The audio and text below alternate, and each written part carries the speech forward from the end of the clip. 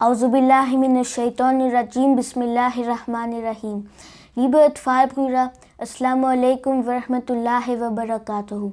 Ich möchte euch heute zwei interessante Fragen und ihre Antworten vorstellen.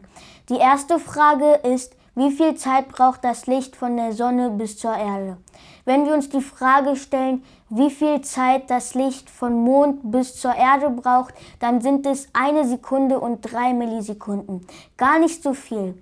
Aber wenn wir uns das Universum mal anschauen, dann braucht das Licht auch von einem Ort zum anderen Tausende von Lichtjahre. Aber was bedeutet ein Lichtjahr? Ein Lichtjahr bedeutet, wenn das Licht von einem Ort zum anderen 1 Jahr braucht. Das bedeutet ein Lichtjahr. Jetzt kommen wir zu unserer eigentlichen Frage: Wie viel Zeit braucht das Licht von der Sonne bis zur Erde? Das sind 8 Minuten und 15 Sekunden.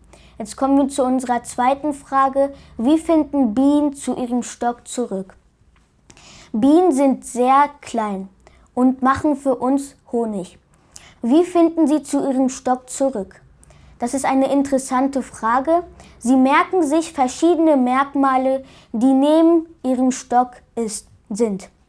Zum Beispiel ein Haus oder ein Baum sind neben ihrem Stock.